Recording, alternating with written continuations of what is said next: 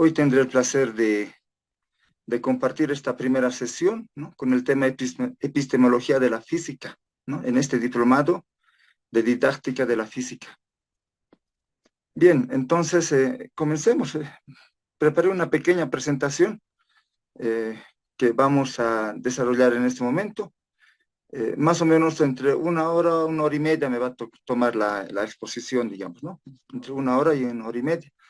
El tiempo restante, pues vamos a habilitar los micrófonos para que ustedes puedan preguntar, ¿no?, o comentar, ¿no?, para así poder intercambiar opiniones, ¿no? De alguna manera es también importante aquello, tanto para ustedes como para mi persona, ¿no? Es muy valioso el aporte que ustedes tengan que dar. Entonces, vamos a comenzar esta sesión compartiendo pantalla.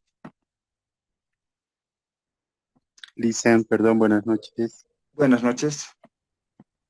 Licen, disculpe si no me equivoco, la anterior semana habíamos quedado en pasar con una licenciada.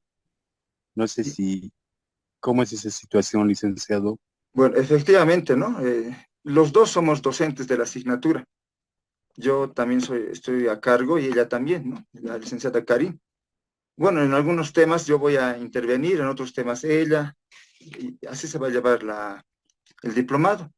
Sí, bueno, por esta vez me pidió la licenciada que tome el mando de este primera unidad y primer módulo. Bueno, en este primera sesión en realidad.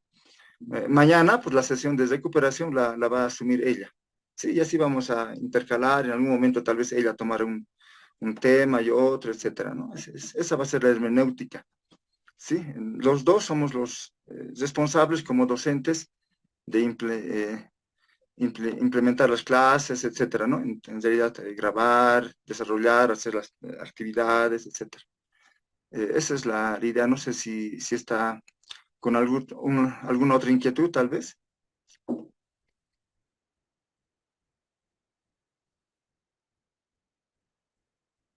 ¿No?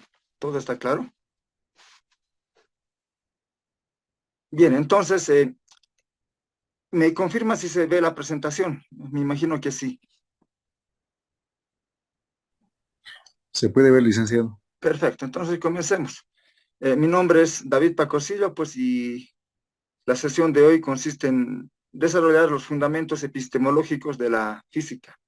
Ese es el objetivo de esta clase, ¿no? De esta sesión. Bueno, permítame hacer un preámbulo histórico, ¿no?, para tener la idea de cómo evolucionó esto de la ciencia, la epistemología, etcétera, ¿no? Es importante este enfoque, ¿no? Se puede desarrollar la epistemología desde un enfoque histórico, ¿no? Y eso es importante también tomar en cuenta. Bueno, aquí tengo unas cortas imágenes que las voy a desarrollar, ¿no?, de manera verbal. Antiguamente, ¿no?, en la época de las cavernas, ¿no?, uno diría, en la prehistoria, no había explicación concreta sobre los fenómenos naturales. O sea, la humanidad pues presenciaba ciertos fenómenos en la naturaleza, pero no los podía explicar, ¿no?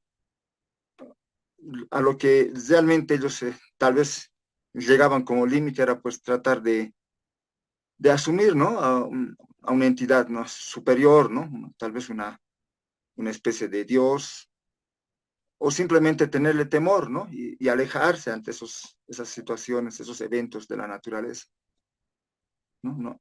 No tenían las herramientas suficientes como ahora tenemos para explicar esos fenómenos, ¿no? Entonces el conocimiento estaba limitado pues a la simple intuición de las personas y dar explicaciones nada concretas, ¿no?, nada reales, simplemente en base a creencias, ¿no? Y así nació el tema del conocimiento, ¿no? Surgió desde el principio, el ser humano desde que surgió pues empieza a conocer, ¿no? Un bebé ya empieza a conocer desde que nace, inclusive estando en el vientre materno, pues ya empieza a conocer, ¿no? El conocimiento es parte innata del ser humano. Bueno, el momento cúspide en la historia fue en la época de los griegos, ¿no?, donde el conocimiento pues ya tomó cierto formalismo, ¿no? acá vemos una imagen de la escuela platónica, escuela socrática, bueno, de la escuela escuelas o en la antigua Grecia, donde pues desarrollaban de cierta manera la filosofía, ¿no? Bueno, ahora la conocemos como ciencia. En esta época, pues el conocimiento estaba como que unificado, ¿no? Reducido a lo que ahora la conocemos como filosofía. En ese entonces era el conocimiento, ¿no? El amor al conocimiento, que es de donde deriva el término de la filosofía. Por mucho tiempo, pues duró bastantes siglos la evolución de los griegos, entonces se desarrolló bastante conocimiento, diríamos, ¿no? Bastante conocimiento. Pero bueno, esto fue truncado, ¿no? Ustedes saben que luego vino el oscurantismo, ¿no? La época en la que la religión impuso, ¿no? A través de la fe, del cristianismo, pues a creer, a limitarse en cuanto a las creencias, ¿no? Y reducir todo a un asunto de fe, ¿no? Asunto de fe, etcétera. Tal es la situación de que es San Agustín en esos momentos, ¿no? Uno de los pensadores más famosos de la época cristiana, ¿no? En sus comienzos, él decía pues que no se puede mezclar el cristianismo y la filosofía, ¿no? Eh, Además, él decía que solo se puede conocer la verdad mediante una revelación, ¿no? A través de la fe. Es lo que afirmaba San Agustín. No hay manera de conocer la verdad absoluta. Simplemente por fe podríamos conocer esta verdad, ¿no? Es más, el emperador Constantino, pues, en esos tiempos cerró lo que vendría a ser las academias griegas, ¿no? ¿No? Las academias platónicas, por ejemplo, donde se enseñaba, pues, de cierta manera lo que es la ciencia, ¿no? Entonces, la teología, pues, decide qué es la verdad, en otras palabras, ¿no? A través de las creencias y la teología y la religión, pues, se establece lo que es la verdad. Se deja a un lado, digamos, los aportes que los griegos habían alcanzado hasta ese entonces, y bueno, pues, un poco como que empiezan las cruzadas, el, el tema bueno, de asesinar, digamos, ¿no? De las matanzas en cuanto a la cacería de brujas que se tenía en ese entonces, ustedes conocen muy bien, ¿no? Bueno, y aparecen víctimas, ¿no? Víctimas en todo el mundo antiguo, ¿no? En todo el mundo antiguo. Bueno, eh, esto pues dura bastantes siglos también, ustedes ya saben, todo el oscurantismo en sí. Bueno, llega un momento en que después de la, de la fiebre negra, ¿no? De las diversas pandemias que tuvo que pasar la humanidad, se ve la necesidad de crear, pues, tecnología, ¿no? De alguna manera. Y entonces, pues, resurge el conocimiento científico, ¿no? Es más, ¿no? Un famosísimo, un pensador muy importante que es Santo Tomás de Aquino, ¿no? De ese entonces, pues, dice que no podemos mantener más esta situación, ¿no? Que debemos dar paso a otro tipo de verdad, ¿no? Que se fundamente pues en el razonamiento, ¿no? En los descubrimientos tecnológicos. Bueno, ahí surgen los grandes físicos, ¿no? Ahí ya empieza a surgir la física, da sus primeros pasos, ¿no? Mencionamos a Kepler, Copérnico, famosísimo Galileo, etcétera, ¿no? Que ya dan los primeros pasos para construir lo que se va a conocer como física. Bueno, tal vez el nombre, el científico más importante de sus tiempos, ¿no? Es Newton, y ahí está su imagen, ¿no? Newton, pues, hace la revolución científica, les comentaba, ¿no? En algún momento. Newton, pues, establece eh, las leyes de la dinámica, ¿no? Estudia la luz, bueno, hace un aporte muy grande a lo que es la ciencia, ¿no? El aporte del cálculo, no sé. Pero Newton, pues, establece el concepto de lo que son las leyes.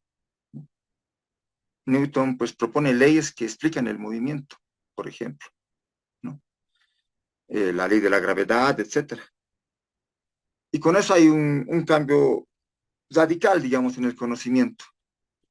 El conocimiento pues ya se genera, ¿no? A través del razonamiento, ¿no? Y la iglesia pues que negaba esa situación, esa posibilidad, pues ahora se tiene que abrir, ¿no? Ya aparece la reforma protestante de Lutero en la iglesia, bueno, etcétera. Y entonces ahí está la revolución científica, ¿no? Comienza con el Renacimiento, ¿no? Pero bueno, tiene su fuerte en la época de Newton, ¿no? Hablamos del siglo XVII, ¿no? Bueno, el aporte tal vez más importante de Newton, pues es el libro de los Principia, ¿no? Los principios filosóficos de la filosofía natural, ¿no? Filosofía natural es el concepto anterior a lo que ahora conocemos como física, ¿no? Bueno, Newton establece que las leyes que rigen en la Tierra se pueden también aplicar al universo, ¿no? A los planetas, etcétera. Y bueno, eso es algo revolucionario, ¿no? O sea, las leyes que rigen en la Tierra, pues rigen en todo el universo. Eso es importantísimo para el avance de la ciencia. Y ahí nace lo que es la física, como tal, ¿no? Como ciencia independiente de la filosofía. No nace, en realidad se fortalece la física, porque nace desde Galileo, Kepler, etcétera, ¿no? En ese entonces, pues, ya hay las teorías, digamos, ¿no? Ya existen las leyes para explicar el universo, la naturaleza, etcétera. Unas leyes muy fundamentadas. Y ahí viene el aporte de la filosofía, ¿sí? Lo que se dice de filosofía moderna, ¿no? O sea, renace la filosofía. Podríamos mencionar a Descartes, por ejemplo, ¿no?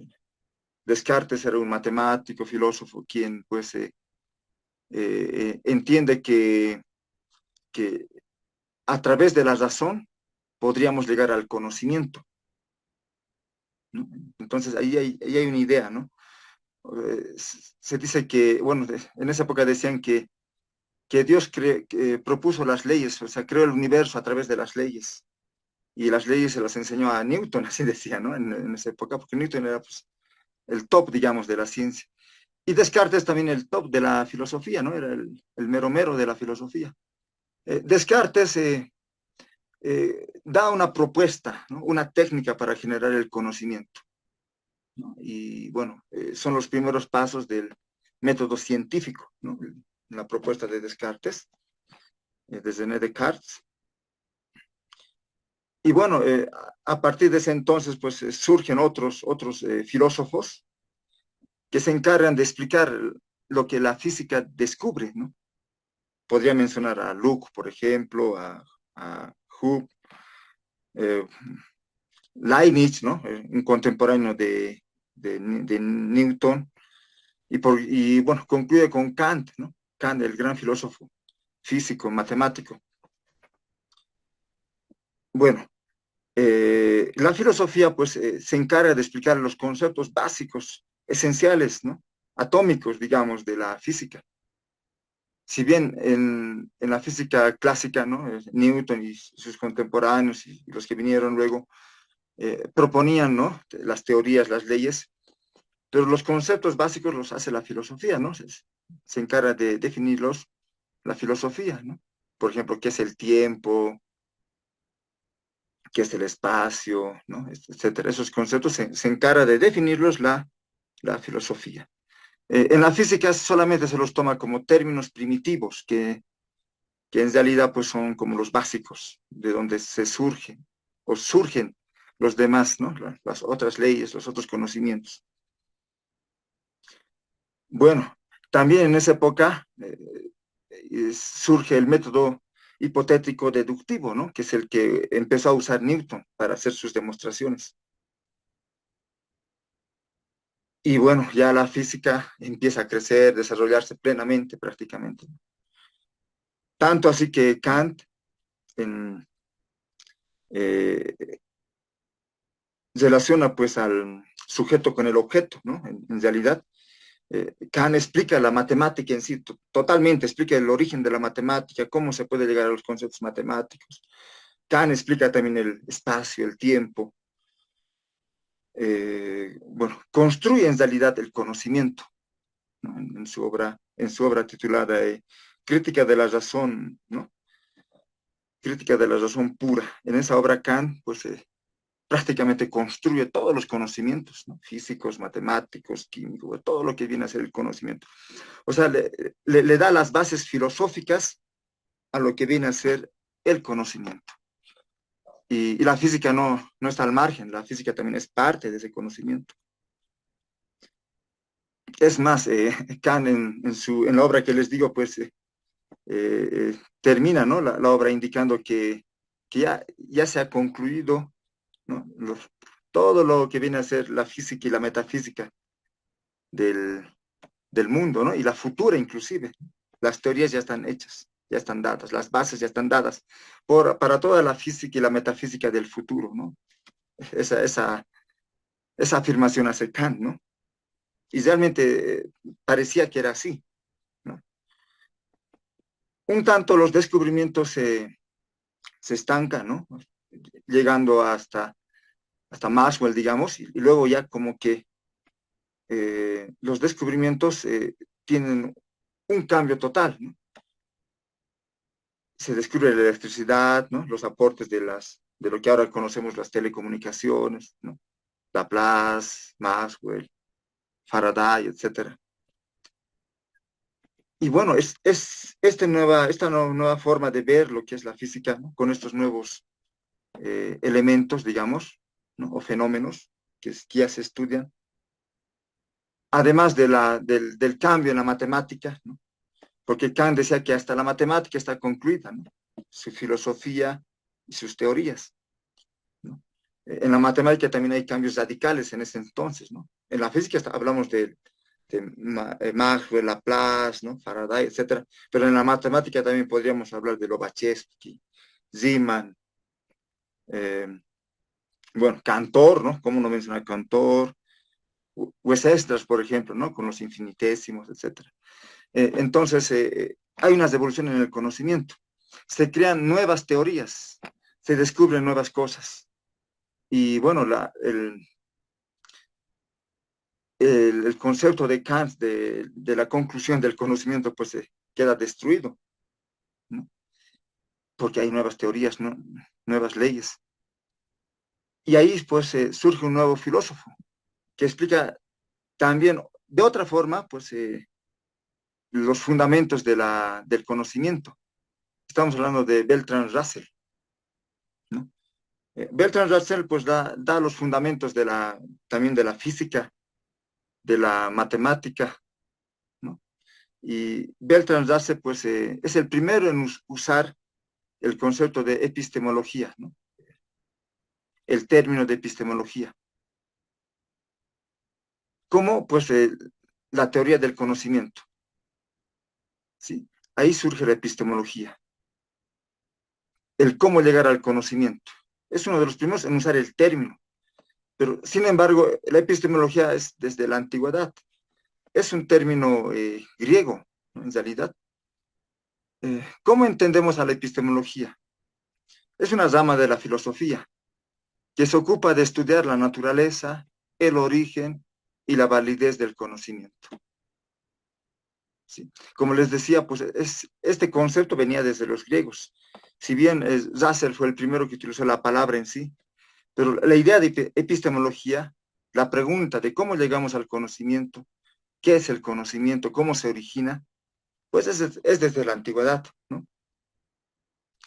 Proviene de los vocablos episteme, que obviamente significa conocimiento, ya lo sabían, y logos, que pues es el estudio, ¿no? La teoría. Por eso la epistemología se podría decir que es la teoría del conocimiento. La epistemología estudia los fundamentos y los métodos del conocimiento científico. Bueno, la epistemología estudia los conocimientos válidos en realidad, ¿no? Y un conocimiento válido es aquel aceptado pues científicamente, ¿no? En cuanto a lo que viene a ser la ciencia en sí. Hay una diferencia que debemos hacer. Episteme significa el conocimiento, pero el conocimiento que llega a través de la razón. Por eso decimos científico.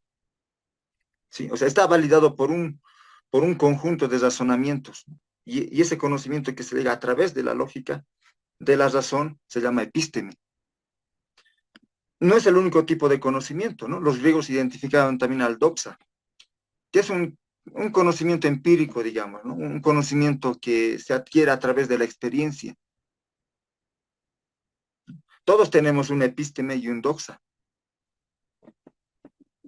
La epistemología estudia el conocimiento, pues, que proviene de un proceso científico, a través de la razón. Esa es la gran diferencia. Mientras el doxa, pues, proviene de la experiencia, ¿no? De la vivencia, etcétera.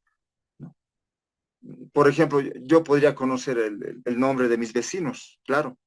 Ese es un doxa, es un conocimiento que lo tengo a través de la experiencia, ¿no? Preguntando, conviviendo, etcétera. Pero otro es el conocimiento científico, que en este caso vendría a ser el tema de la física. La física es un episteme, ¿no? Es un conocimiento que proviene a través de la razón.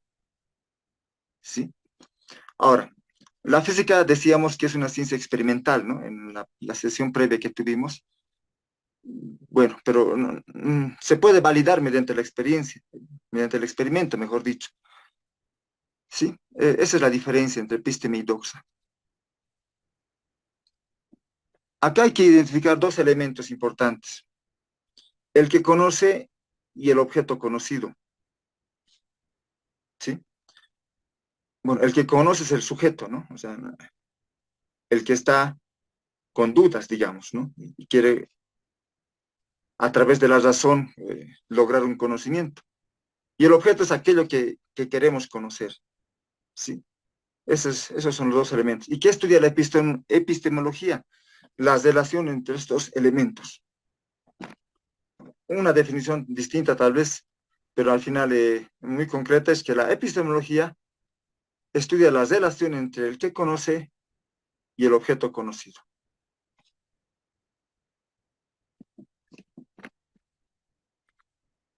Entonces, aclaremos qué es el conocimiento. ¿Qué se entiende por conocimiento? Pero a ver, hasta acá.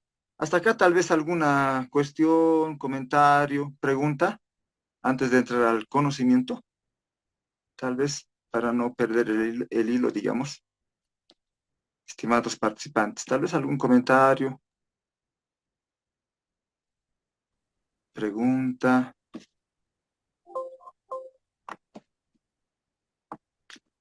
A ver, Dionisio tal vez quiere participar.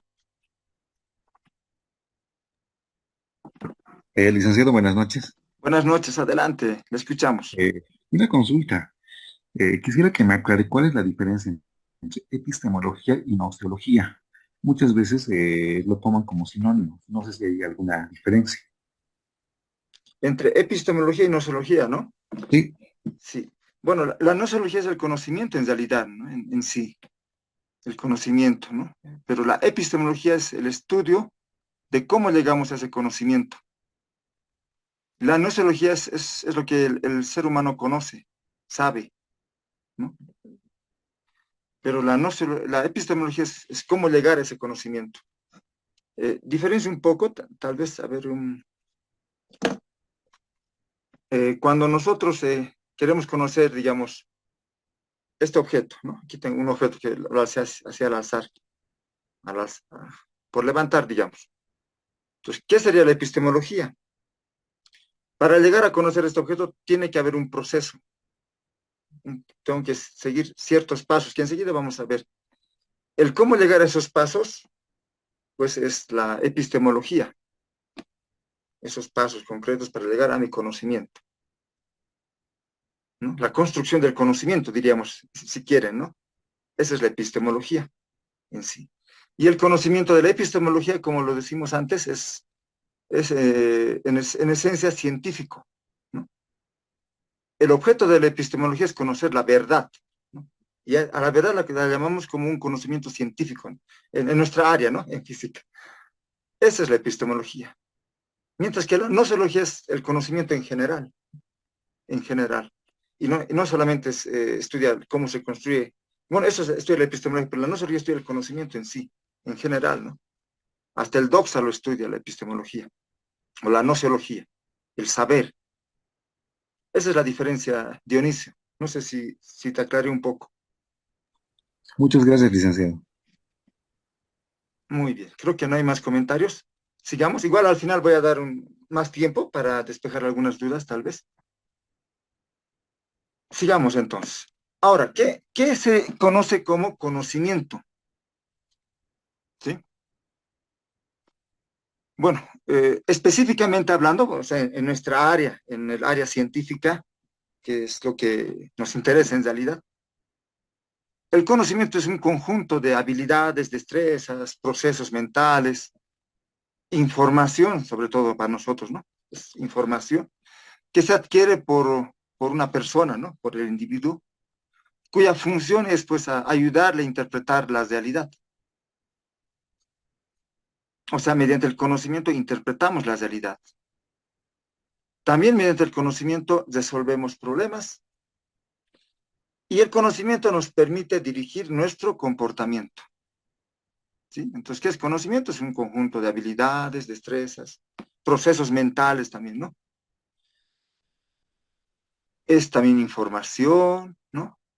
Que me permiten, pues, resolver problemas, en nuestro caso de la física, ¿no? Entender fenómenos y, bueno, así dirige también nuestros comportamientos. A eso llamamos conocimiento.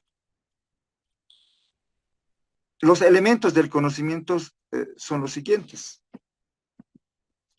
Tenemos al sujeto del conocimiento, al sujeto de conocimiento, el sujeto, ¿no? El que conoce, lo hemos llamado antes. El objeto del conocimiento, aquello que quiero conocer. La operación cognitiva, ¿no? O cognitiva es el proceso para conocer, ¿no? El proceso que debemos hacer para llegar al conocimiento. Y el pensamiento. El pensamiento es aquello que ya está en la mente, ¿sí? En la mente, eso le llamamos pensamiento. Explico más al detalle con un ejemplo, tal vez. Volvamos a lo que es la regla. Sí, se me ocurre con eso ahorita. Quiero conocer esta regla. Y luego vamos a ir a un fenómeno físico, ¿no? ¿Cómo hacemos esto con un fenómeno ya físico en sí, o con una ley física, no sé? El objeto, el sujeto que conoce, pues sería mi persona, si quiero conocer a esta regla, ¿no? Quiero conocer las propiedades o algo de la regla esta. Ese es el sujeto que conoce. El objeto conocido, pues, sería la regla en sí, ¿no? El objeto este que quiero conocer. El, el proceso o la operación cognitiva vendría a ser, pues, el cómo, qué pasos, qué voy a hacer para conocer el objeto, los procesos. Lo tocaré, lo voy a medir, averiguaré en un diccionario, averiguaré en internet, y mediante esos procesos voy a llegar a entender qué es este objeto, ¿no? A conocerlo. Y al final el pensamiento es los resultados que están en mi mente, ¿no? Que se almacenan. Esos son los procesos, los pasos para el conocimiento, las etapas del conocimiento, ¿no? Si al final, sin necesidad de tocarlo, verlo, etcétera, pues podría definir o por lo menos tenerlo en mi mente, ¿no? Abstraer el objeto, pues querría decir que ya lo conozco, ¿sí? Estas son las etapas del conocimiento. Ahora, ¿lo conoceré verdaderamente? Es una gran pregunta. O lo conoceré, pero no del todo. Para llegar al conocimiento verdadero, pues tendríamos que pasar por ciertos procesos, ¿no? Por ciertos procesos. En este caso, una de ellas podría ser la comparación. Yo a este objeto lo defino como regla, sirve para trazar líneas, es flexible, etcétera, y bueno, y en mi mente queda esa idea, ¿no? Ese es mi resultado. Y la comparación sería, pues, pedir a otras personas, digamos, o a un especialista, que me explique, que me diga, ¿qué es esto, no? Que me explique qué es. Y hago una comparación de lo que él dice, o ellos dicen, con lo que yo comprendo, o yo entiendo que es, y de esa forma podríamos validar ese conocimiento, ¿no? Estas son las etapas que se debe cumplir para un conocimiento en sí. Ahora, en la asignatura, en nuestra área, que es la física, también están estos niveles, ¿no? Estos niveles del conocimiento. El sujeto del conocimiento, el sujeto en sí, el sujeto que conoce, en nuestra práctica serían pues los estudiantes, ¿no? Los estudiantes, el sujeto que conoce. El objeto a conocer, las fórmulas, las leyes, las propiedades físicas, ¿no? Todo aquello que el docente quiere transmitir sería el objeto a conocer.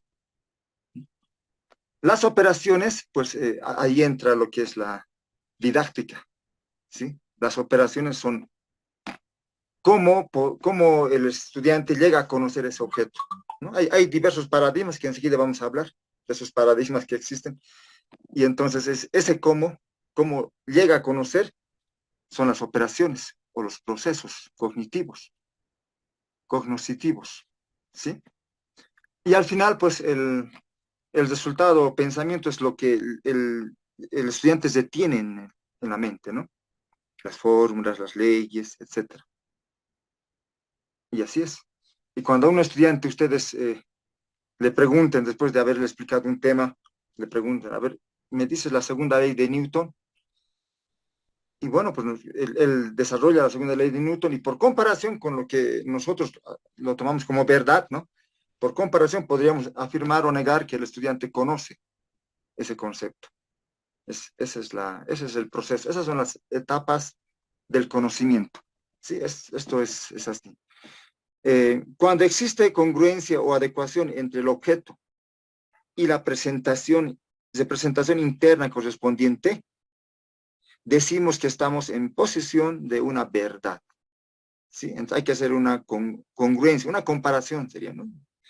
Como sinónimo, o una adecuación entre lo que es el objeto y el resultado, ¿no? El pensamiento del estudiante, en este ejemplo.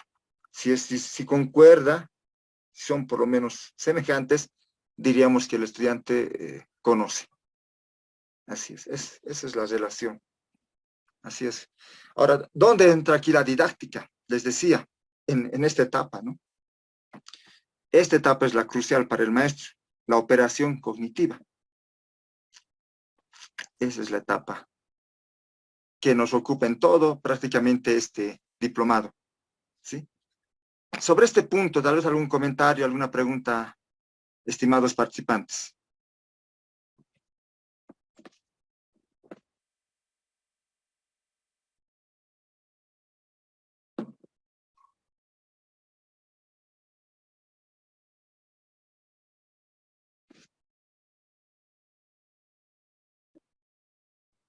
Parece que no. Está clarísimo entonces, ¿no? Muy bien. Ahora hablemos de los niveles de conocimiento, ¿no? Ya está por cumplir la hora, 10 minutos más.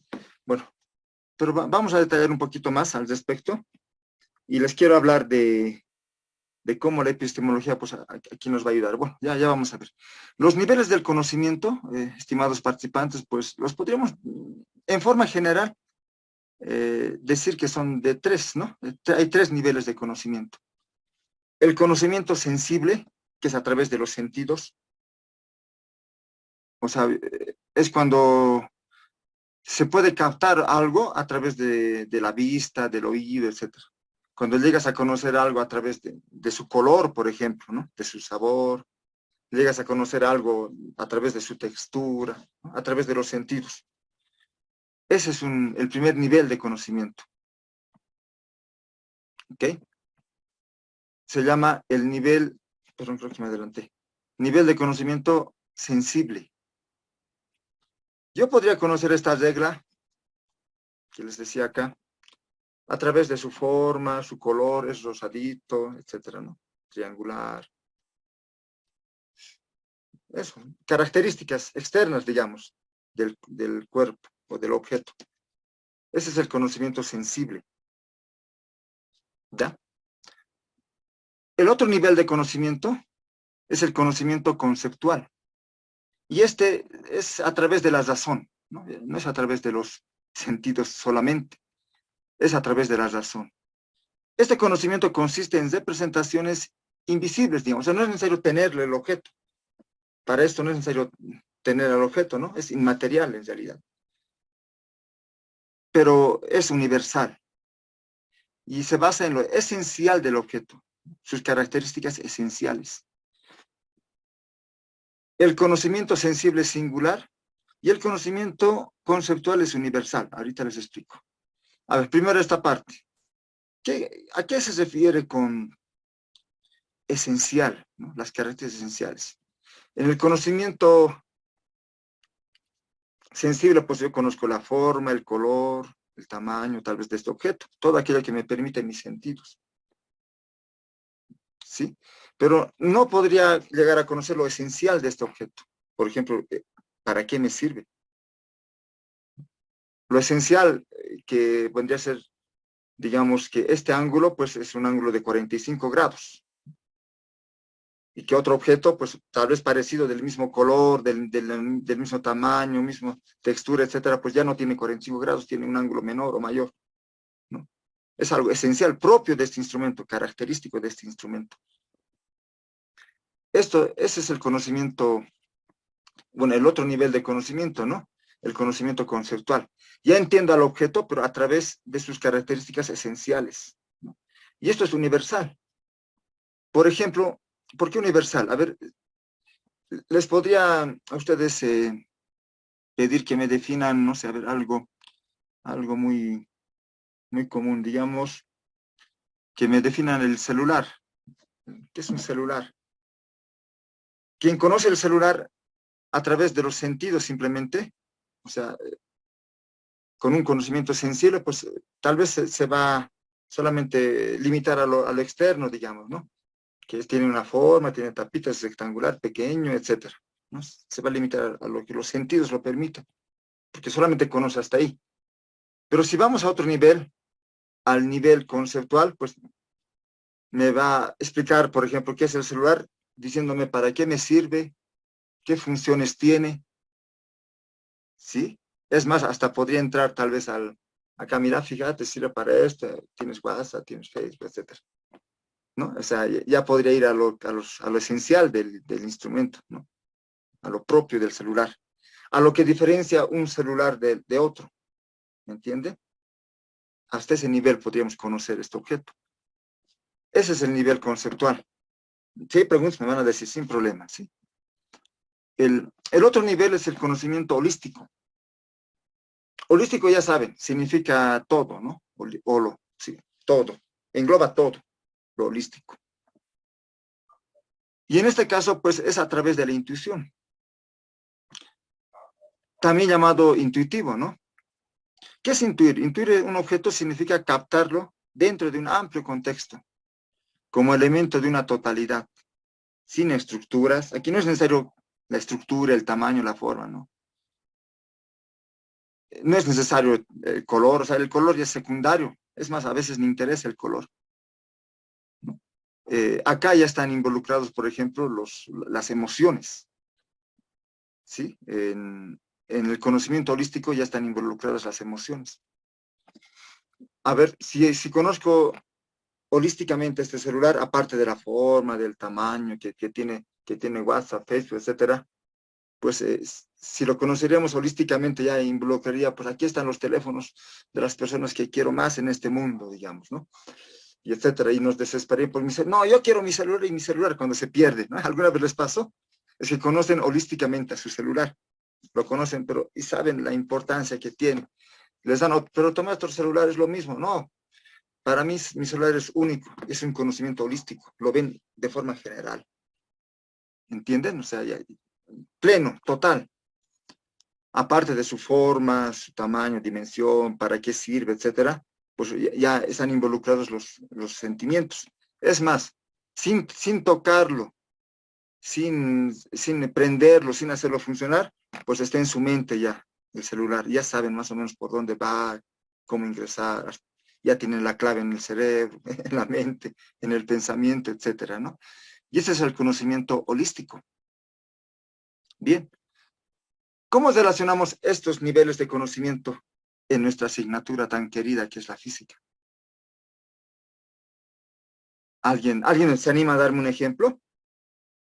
¿O en forma general? Anímense, estimados participantes. ¿Quién me da un ejemplo de los niveles de conocimiento, de, no sé, de la dinámica o de la gravedad? ¿Quién se anima?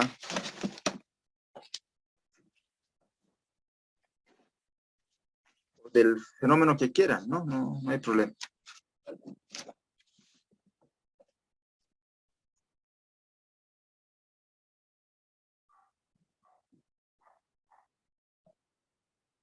No se peleen.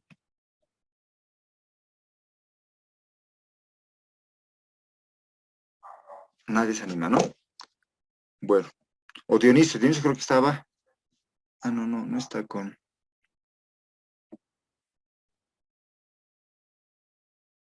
Ya. A ver, por ejemplo, el de la gravedad.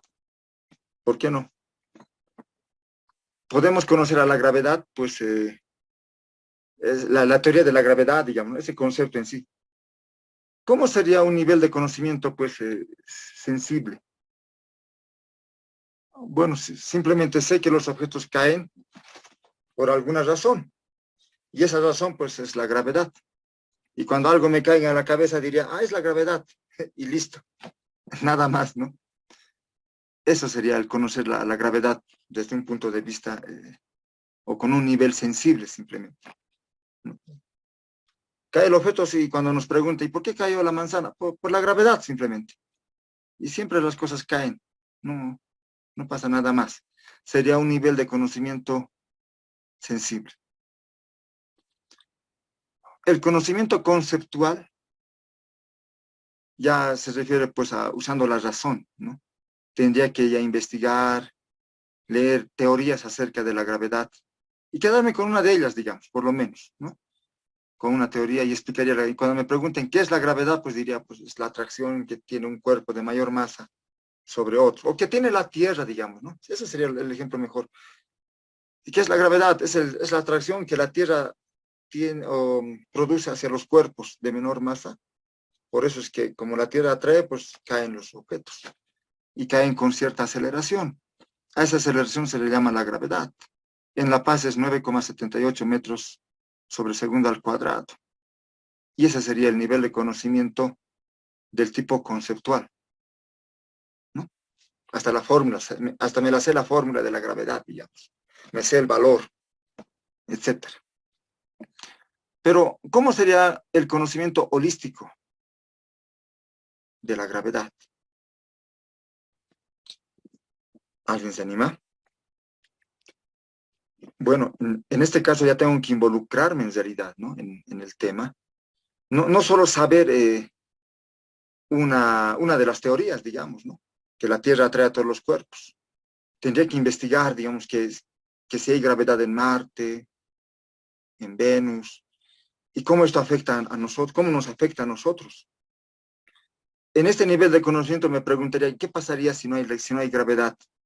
¿Qué sucedería con nosotros? Investigaría, digamos, llegaría a ese nivel, ¿no? Y hasta tal vez podría proponer nuevas teorías, ¿no? Sobre la gravedad. Tal vez haría mi propia teoría, ¿no? Y me emocionaría estudiando. La gravedad está ahí. Y cuando me pregunten qué es la gravedad, pues lo haría con una emoción grande, ¿no? Con toda, es que domino el tema, me gusta. Yo sé por todo lado qué es la gravedad, ¿no? Física clásica, física moderna, la gravedad como consecuencia de la curvatura de espacio-tiempo. Bueno, y así, yo podría lucirme con el concepto de la gravedad, ¿no? Es que está en mis emociones, está en mi sangre la teoría de la gravedad, las teorías de la gravedad. Y ese es un conocimiento holístico. Ahora sí, creo que alguien se podría dar un ejemplo, o tal vez preguntar, estimados participantes, ¿entienden estos niveles de conocimiento? Les pregunto, ¿A cuál nivel de conocimiento ustedes llegan con sus estudiantes? ¿A cuál nivel de conocimiento llegan? ¿Sensible, conceptual, holístico?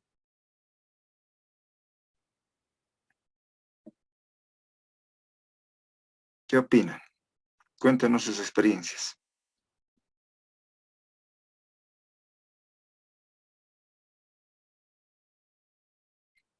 Otra pregunta que sería interesante tal vez eh, que me respondan es, ¿cómo llegaríamos al último nivel de conocimiento, al nivel holístico? Que ya intuitivamente el estudiante sepa qué es la gravedad, wow, y que te explique por todo lado, y le cambies las variables, le cambies el contexto, le cambies las cosas, igual te explica. Ese nivel sería el ideal, ¿no? Pienso yo. Pero ¿a qué nivel llegamos? Yolanda, adelante, le escuchamos. Licenciado, buenas noches. Bueno, colegas, muy buenas noches. Yo creo que con los estudiantes llegamos, ¿no?, al nivel conceptual e intentamos llegar, ¿no?, hasta el holístico. Yo digo intentamos llegar hasta el holístico, ¿por qué? Porque por las actividades, por los laboratorios que realizamos, ¿no?, por los experimentos, la simulación de los fenómenos. Bueno, intentamos llegar a captar esa atención del estudiante para que en él haya un boom, ¿no? Y nazca, ¿no?, esa intuición de querer saber un poco más, de querer investigar, de querer profundizarse de manera muy personal, ¿no? Entonces, esa sería mi opinión, licenciado. Gracias, Yolanda. Y la verdad, sí, concuerdo. Creo que muy pocos llegarían, aunque debe haber casos en un nivel sensible, un nivel de conocimiento sensible. La mayoría, pienso yo, estoy de acuerdo con Yolanda, llegamos al nivel conceptual, ¿no? Por lo menos algo del nivel conceptual. Y algunos al nivel holístico. Pero hay bastantes limitantes para llegar al nivel holístico. Eso hay que reconocerlo. Pero la física se da para ese nivel. Se da. Porque, bien lo dijo Yolanda, podemos usar laboratorios. Hay esa posibilidad en física. Podemos salir al ambiente que rodea al colegio, digamos, al patio por lo menos, o a la calle, y mostrarles, ahí está el sol, y al estudiante le surgen dudas viendo la luna, digamos, ¿no? ¿Por qué la luna se ve de día? Yo pensé que solo se veía de noche. Y con esas actividades, pues podríamos, como dice Yolanda, aspirar al nivel holístico, ¿no? La física se da para eso, estimados participantes. Pero como les digo, hay limitantes, ¿no? Bueno, ya vamos a ver cómo superarlos. Las limitantes siempre están, ¿no? El tiempo, la cantidad de estudiantes, la presión, ¿no?, que el docente siempre que tenemos en las aulas, en el colegio, informes, por ahí. Bueno, y el conocimiento limitado también que a veces tenemos, ¿no? A veces pasa, hay que reconocerlo. No sabemos muy bien, o sabemos bien la teoría, pero cómo llegar, cómo enseñar o pasar esa teoría al estudiante, pues ahí tenemos como un problema, ¿no? Pero bueno, eso es, ¿no? Y acá importante es para el nivel holístico incorporar las emociones, porque les decía, en el nivel sensible, pues es los sentidos, tocar, etc. En el nivel conceptual ya son las teorías, pero un estudiante puede saber una teoría, pero de memoria, digamos, ¿no? Pero en el nivel holístico, pues ya hay emociones de por medio, y ahí estaría, pues, un futuro científico, ¿sí? Entonces, eso es. Muchas gracias, estimada Yolanda. Tal vez alguien más quiere aportar al respecto. Parece que no. Bueno, pasamos al otro concepto. Creo que esto está nomás claro. Bien. Vamos a hablar de los paradigmas, les decía a un principio. Paradigmas en la enseñanza de la ciencia, en general, ¿no? Pero claro, obviamente eso también se aplica a lo que es la física. Y es algo que ya conocemos, ¿no? Algo que ya saben ustedes. Bueno, hay como 4 o 5 paradigmas en realidad, ¿no? Pero aquí pongo las más divulgadas, digamos, ¿no? Una más era que incorpora y ahorita te estoy observando. Pero bueno, el paradigma de transmisión verbal, ¿no? O sea, cómo llegamos a enseñar al estudiante a través de, verbalmente, digamos, ¿no? Simplemente dando conceptos, ya tal vez con el pizarrón más y listo. Es cuando la enseñanza se basa en una transmisión de conocimientos ordenados y nada más, ¿no?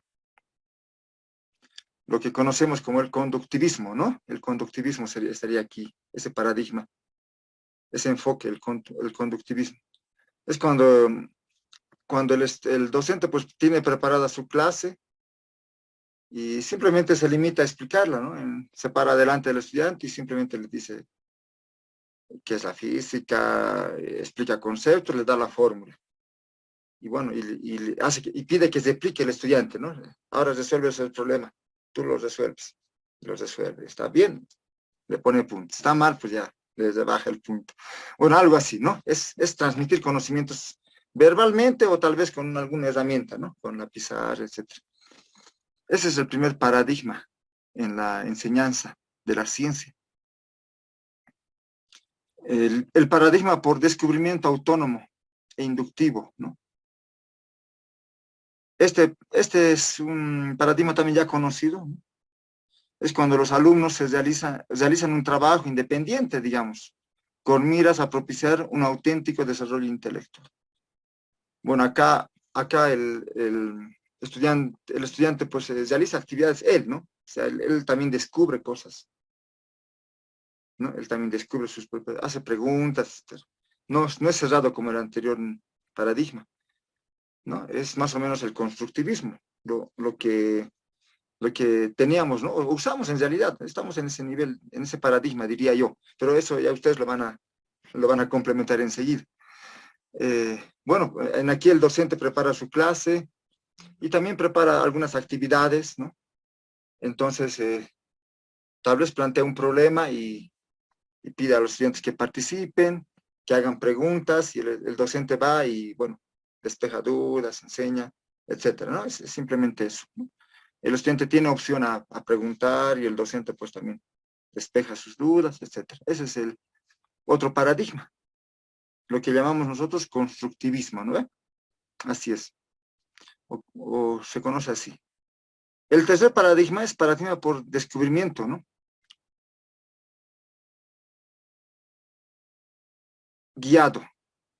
Cuando el profesor organiza las actividades de aprendizaje y dirige el trabajo de los alumnos sin limitarla a la mera asimilación de sus exposiciones, ni renunciar a una acción orientadora coherente. Perfecto. Entonces, este es el constructivismo. El anterior es el cognitivismo. ¿Sí? El segundo es el cognitivismo. Este tercero es el constructivismo, en el que nosotros pues ya hacemos actividades y esperamos que el estudiante pues construya sus propios conocimientos, ¿no? Sin limitarlo, sin limitarlo. Es el constructivismo en el que estamos actualmente. Y les decía, hay un cuarto paradigma, ¿no? Y seguro que ustedes conocen, ¿no? Es, por ejemplo, el paradigma de la enseñanza por competencias, que es muy aplicado a lo que es la educación superior, ¿no? O también está ahí el paradigma orientado, aprendizaje orientado a problemas, ¿no? Así es. Estos son nuevos paradigmas, ni tan nuevos, pero bueno, se están aplicando recién, digamos, en educación superior y también en colegio, ¿no? El basado en problemas es para colegio, íntegramente. Se puede aplicar también en universidad, obviamente. Estos nuevos paradigmas, pues bueno, aquí sería incluirlos, que también es en el docente, por ejemplo, en la metodología o paradigma basado en problemas, pues el docente plantea problemas grandes, generales. A principio irresolubles para los estudiantes, ¿no? Entra a la clase y dice, ¿por qué la luna no cae, digamos? ¡Wow! Y los estudiantes están pensando, ¿y por qué no cae? Y les da tiempo para razonar, para pensar, y les empieza a dar armas, ¿no? Herramientas. A ver, lee esto, lee otro, y el estudiante por sí solo empieza a descubrir, ¿no? ¿Y por qué la luna cae? Y al final, después de un proceso, vuelve a preguntar, ¿por qué la luna no cae? Y empieza a explicar, es que hay un fenómeno que se llama gravedad, que tiene hay estas teorías para la gravedad, etcétera. Y que, bueno, su movimiento, etcétera, ¿no? Y ustedes ya saben, no les voy a explicar por qué la luna no cae, pero bueno, eso, ese sería el otro paradigma, ¿no? El paradigma basado en problemas. Sí, y el por competencias, pues es muy parecido, pues en realidad se relaciona bastante, ¿no? El objetivo es llegar a lograr ciertas competencias, ¿no? Que se cumplan ciertas competencias del estudiante también a través de actividades, ¿no? Y bueno, esas competencias pues tienen ciertos niveles y esos niveles se deben lograr pues según las características, aptitudes, ¿no? Capacidades de los estudiantes. Eso es, ¿no? Estos son los paradigmas en cuanto al aprendizaje. Y en la ciencia también se aplican esos paradigmas. Y son conocidísimos, ya los conocemos. ¿En qué yo diría que estamos en este paradigma por descubrimiento guiado, ¿no? El constructivismo. Pero ustedes, ¿qué opinan, estimados participantes? La educación boliviana. A ver, haremos un poquito de análisis reflexivo. ¿Qué opinan ustedes? El cognitivo, constructivismo. ¿Creen que estamos en el constructivismo o estamos pasando a otro nuevo paradigma? ¿Qué opinan de la ley Averino-Signani? ¿En qué paradigma está incluido? ¿O es un nuevo paradigma? ¿O no es un paradigma? Adelante, les quiero escuchar. Adelante, estimados participantes. Comenten algo. ¿Qué opinan?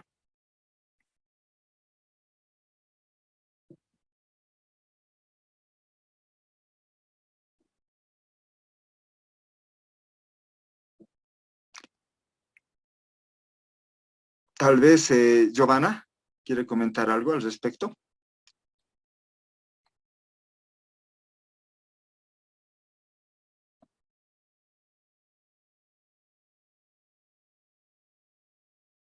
¿No?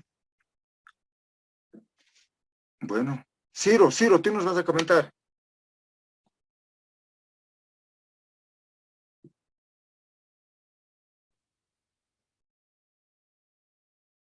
Bueno, al parecer. ¿Cómo está, licenciado? ¿Cómo estás, Ciro? ¿Qué opinas tú? Aquí nomás. ¿En qué Mire, paradigma está la educación boliviana? ¿O qué paradigma ya, propone? ya. Mire, antes de dar algunos resultados, le comento que acabo de entrar ahorita, debe ser hace 2 minutos, Okay. debido a que estaba programado para los domingos, si más no recuerdo, pero como recién estoy llegando de viaje, porque yo programé para domingo, y pues me encuentro que hoy había clases. Bueno, Bueno. mil disculpas. No, Acabo de más bien entrar. disculpe usted, tal vez en el grupo, no me fijé si se me lanzó algún comunicado. Pero bueno, Sí. le comento, Ciro, que está grabada también la clase, menos mal. Entonces va a tener oportunidad de pasar, ver el video y demás, sí. Está bien, Ciro, no te preocupes. Más bien, ¿quién más quisiera participar al respecto? Nadie más, ¿no? Bueno, sigamos ya casi con lo último. Entonces, vamos a ver el constructivismo, ¿no? Yo pienso que es este el paradigma que se da en Bolivia, o se pretende dar por lo menos, ¿no? Pues, según la ley Averino-Signani y demás, esta es la aspiración. Aunque un poco como que tiende a lo que es los nuevos paradigmas que decíamos, ¿no? Con eso, por ejemplo, de las dimensiones, es muy parecido al basado en competencias, ¿no? Que también habla de saber, bueno, ya tres dimensiones tiene por competencias, ¿no? Saber, ser y decidir, sí. Y bueno, algunos incluyen un cuarto también, ¿no? Pero, perdón, saber, hacer y decidir. Y algunos incluyen un cuarto más. En Chile creo que incluyen una cuarta dimensión, en otros países también, ¿no? Pero esas son las tres dimensiones que la mayoría de los países utilizan. ¿A qué añadimos el decidir también, ¿no? Y esas dimensiones son propias del paradigma basado en competencias. O sea que más o menos como que se pretendió llegar a eso, ¿no? Pero ahora no sé si se concretizó. Eso después lo vamos a analizar y vamos a ver el por qué sucede eso, ¿no? En otras sesiones tendría que ser. Pero bueno, pero más aún, a pesar de ese intento que se dio con esta ley, pienso yo que seguimos en el constructivismo. Y algunos me dirán que no, tal vez están en toda la libertad. En toda la libertad. Pero bueno, en el constructivismo, pues hay dos vertientes, dos corrientes, ¿sí? La primera es el constructivismo evolutivo, ¿no? O epistemológico, ¿no? De la genética. Esta es la clásica, ¿no? De hace buen tiempo, ¿no? Es propuesta por Piaget, ahí está mal escrito, lo voy a arreglar. Citado por González, por ejemplo, ¿no? En la bibliografía que les voy a dar después, define la inteligencia como una forma de adaptación biológica que tiende al equilibrio, ¿sí? Y en la que el sujeto está de forma activa, ¿no? Participa de forma activa. En el constructivismo evolutivo, pues el conocimiento evoluciona, ¿no? Con el ser humano, por etapas. Eso propone Piaget. Va evolucionando según las actividades que tiene, la formación que tiene, etc. Y esto pues tiende al equilibrio al final, ¿no? Tiende a conocer, digamos, el estudiante, el ser humano, el niño, etc. De una manera evolutiva, junto con su crecimiento biológico. Eso dice en el constructivismo, esta vertiente, ¿no? El estudiante aprende a través de las actividades, de los hechos, de las cosas, o sea, por etapas, digamos, ¿no? Por etapas. Un niño aprende de una forma, un joven aprende de otra forma, un adulto, etc. Y hay la famosa curva del crecimiento, ¿no? Para el aprendizaje. Bueno, ya cuando hablemos de los enfoques educativos vamos a ver con más detalle. ¿Ya? En este enfoque, repito, resumiendo, el conocimiento se construye a la par de la biología de las personas. Sí, ese es el proceso. Bueno, y es interesante, ¿no? Una conclusión que a mí me llama la atención de esta visión, digamos, ¿no? De cómo se genera el conocimiento, es que los niños, por ejemplo, tienen un conocimiento adquirido a través de la experiencia, ¿no? Eso es conocidísimo. Y hay también otro tipo de conocimiento. Pero bueno, dice que tiene una cierta movilidad. Eso me llama mucho la atención. Hay una movilidad alta para los niños pequeños. Y una lógica, digamos, ¿no? Un nivel lógico bajo. Y mientras van creciendo, pues esto tiende a equilibrarse. Tiende a equilibrarse. Llega una etapa en la que la movilidad del niño pues está a un nivel y su razonamiento, digamos, su lógica está más o menos a la par. O sea, el niño se mueve menos, ¿no? Pero razona más, supuestamente. Algunos casos no se cumplen, pero... Y luego ya la movilidad empieza a bajar cuando ya es adulto, digamos, ¿no? Cuando es joven, etcétera. Y la lógica y el razonamiento empieza a crecer. Y así, o sea, va a la par de la edad, ¿no? De las personas, el conocimiento, el razonamiento, etcétera. Ya en un anciano, por ejemplo, la movilidad después es baja, mínima, pero ya tiene una buena lógica, uno de 40 años, 50 años, un anciano de 60, digamos, ya tiene más desarrollo lógico, ¿no? Ya la piensa más, digamos, pero un niño no, un niño pues tiene más movilidad que lógica. ¿Y eso es cierto? ¿O qué opinan ustedes? ¿Qué me dicen? Esa conclusión me parece a mí interesante. Y la aplico mucho, ¿no? Como docente me doy cuenta, no enseño igual a un niño que a un adulto, ¿no? No puedo enseñar de la misma manera. Por eso que a un niño debemos darle más actividades creativas, aprende con las manos, tocando, rompiendo. Y es así, ¿no? Podemos pedirle a un niño que me razone una lógica, o que me dé la lógica de una fórmula, no podemos, él aprende haciendo, ¿no? Necesita moverse. Pero ya un joven, un adulto, digamos, no, el adulto ya es más raciocinio, tiene más raciocinio, etc. Bueno, ese equilibrio se debería dar, ¿no?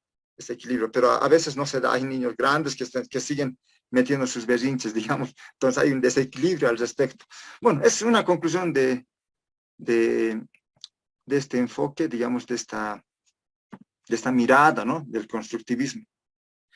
Otra mirada muy famosa también, y seguro la han estudiado, la dominan mejor que cualquiera, es el constructivismo por interacción social. ¿Sí? Vygotsky, por ejemplo, es uno de los más famosos, ¿no? Pedagogos que profundizó sobre este tema. Se caracteriza básicamente por considerar el aprendizaje como construcción activa, dice, ¿no? Bueno, de nuevos conocimientos por parte del educando. ¿A través de qué? Dice, mediante la interacción de sus estructuras mentales con la información que recibe del exterior. y donde las ideas previas juegan un papel relevante. Bueno, eso ya lo conocemos. A través de la interacción social es que aprende los sujetos. Eso es básicamente lo que propone esta mirada, digamos, ¿no? Del constructivismo, a través de la interacción social. ¿Cómo aprende un individuo? Pues, ¿cómo aprende un niño, por ejemplo?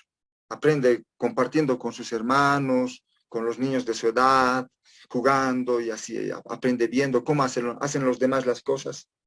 Y bueno, pues ahí es que descarta su aprendizaje, ¿no? ¿Cómo aprende un joven en la universidad? Igual interactuando. ¿Cómo se hace este ejercicio? Pidiendo ayuda, ¿no? Con la sociedad, con su entorno, ¿no? Y eso también es muy, muy importante conocerlo, ¿no? Por eso, y se complementa con la anterior mirada, ¿no? Del constructivismo, se complementa, ambos se complementan. No son opuestos, yo no diría, algunos piensan que son caras opuestas de unas monedas, no, para mí ambas miradas se complementan y debemos usar ambas, ¿no? En la formación de los estudiantes. Sí, debemos hacer que los estudiantes tengan actividades, participen entre ellos, formen grupos, ¿no? Hagan debates, exposiciones. De esa manera es que aprenden, más que estudiando solos, digamos, ¿no? Leyendo, etc. Esa es la otra mirada, ¿no? Del constructivismo. Bueno, a ver, ¿alguna pregunta sobre esta parte, estimados participantes?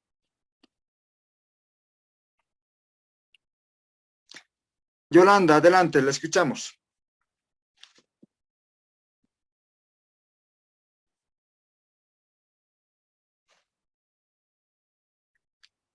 Yolanda no activó su micrófono.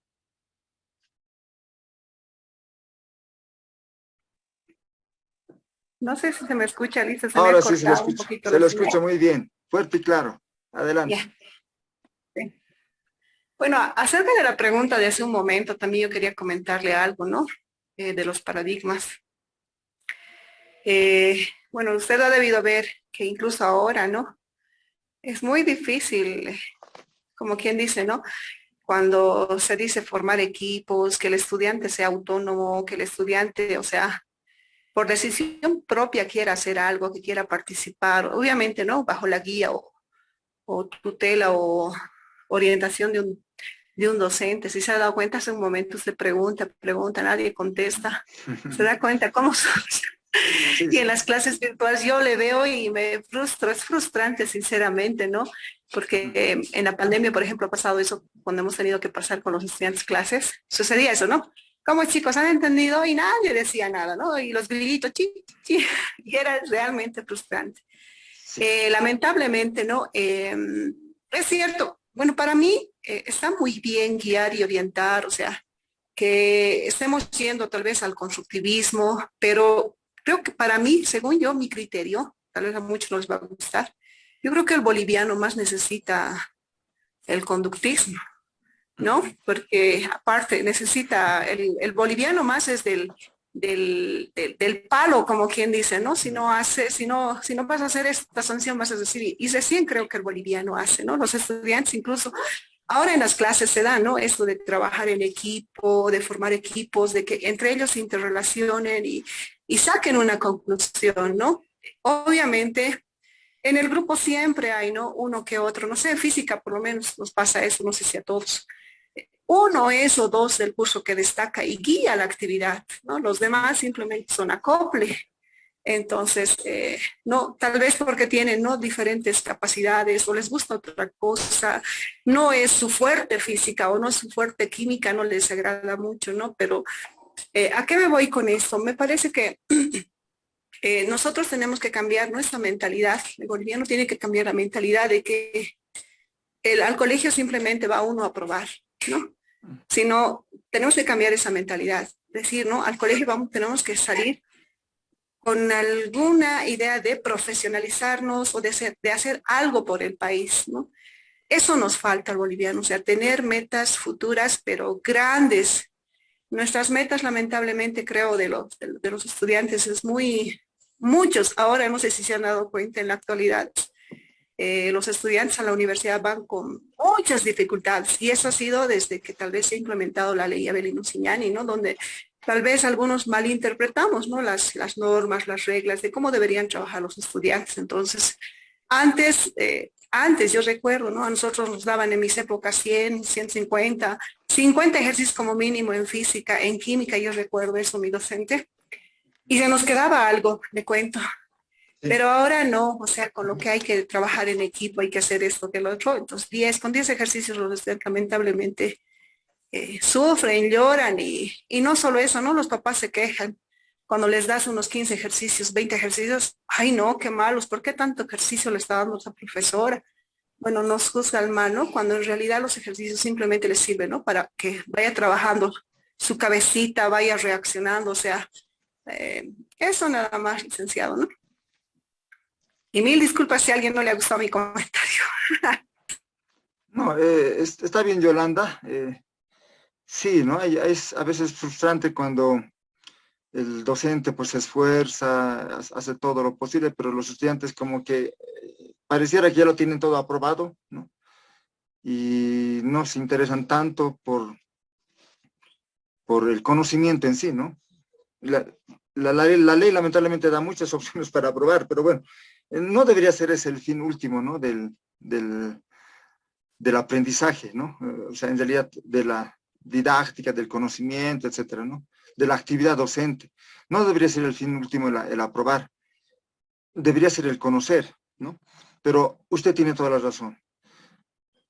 Hay teorías, hay deberías, leyes, todo bonito, pero en la práctica es difícil. Sí, hay un vacío grande, ¿no?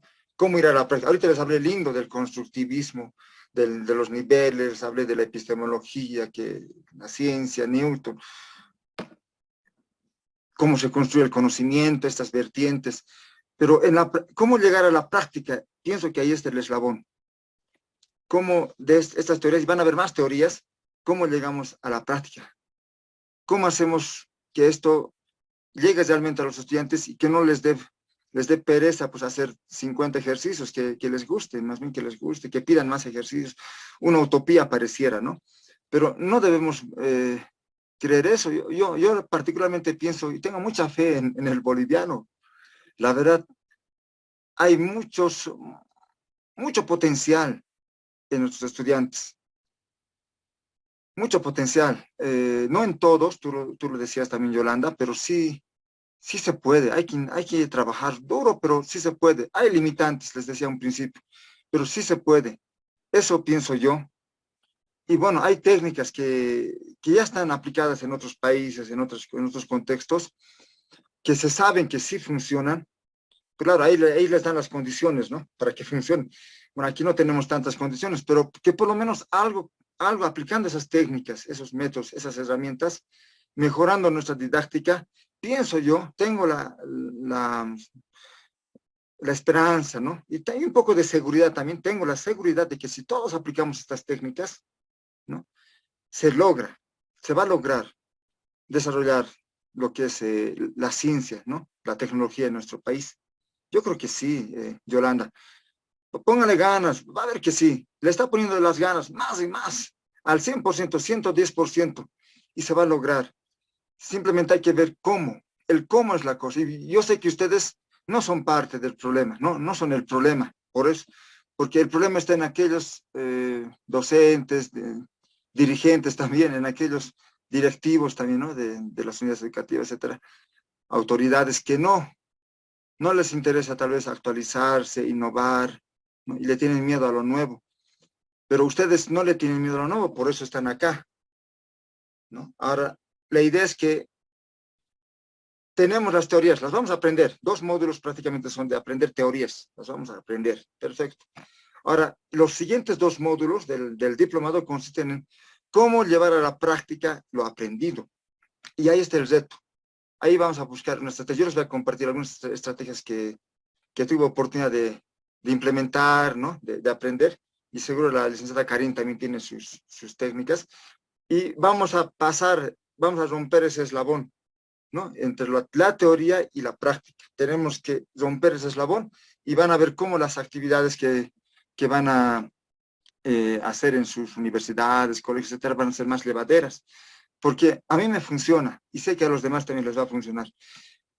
Hay estudiantes flojitos, hay papás que se meten y nos cierran las leyes, etc. Estamos como que atados del tiempo, 40 minutos o dos periodos por semana, creo, ¿no? No nos da, no nos da, pero va a ver cómo vamos a aportar con estas técnicas que vamos a desarrollar y vamos a ver, vamos a pasar de la teoría a la práctica. Ese es el eslabón que debemos vencer. Yolanda, ¿qué opinas? Adelante, Yolanda.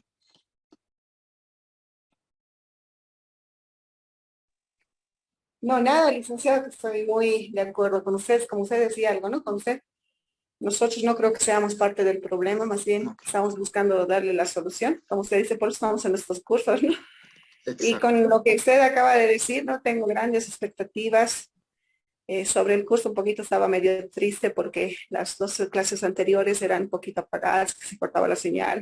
Un poquito Pucha, triste, sí. me encontraba muy triste, la verdad, un poquito deprimida. Dije, ¿qué pasaba? ¿Por qué? ¿Por qué entré a este curso? Era que no entré. Pero ahora con lo que usted dice, me siento un poquito más tranquila, más confiada y me acaba, ¿no?, de abrir. Ahorita estoy con las expectativas de los siguientes módulos, licenciado. Gracias, más bien. Adelante, Yolanda. Esperemos que se cubran todas las expectativas. Yo también tengo muchas expectativas, muchas, muy elevadas tal vez, ¿no? Pues es que es mi forma de ser, a veces voy muy arriba. Pero bueno, adelante, Freddy, le escuchamos. Sí, buenas noches, estimado licenciado, compañeros. A ver, por lo último, tal vez estábamos analizando un poquito la cuestión de la ley 070. En teoría está el trabajo de las dimensiones en el ser, saber, hacer y decidir, pero en la práctica, como usted decía, se ve todavía en las aulas la práctica tradicional, conductista. No sé si estará dando resultado o no. Más sumado a ello, el trabajo que hay que hacer con las demás dimensiones, prácticamente uno limitante que he podido identificarse el tiempo, no alcanza el tiempo.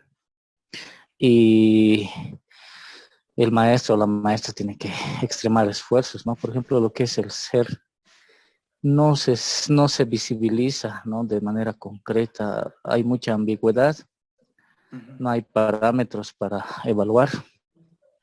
Son cambios que se dan a mediano plazo, no es a corto plazo, pero tampoco se está pudiendo evaluar, ¿no? Por otro lado, en el decidir, acciones globales, ¿no?, encaminadas, por ejemplo, este año, para la despatriarcalización. O sea, el maestro tiene que hacer milagros para hacerse alcanzar y abordar todo eso, ¿no? Sin embargo, habrá que pensar, ¿no?, mientras existan los institutos de nivelación, creo que estamos mal, en matemáticas, física, química, ¿no? Por eso están en boga también los institutos para poder transitar a la universidad.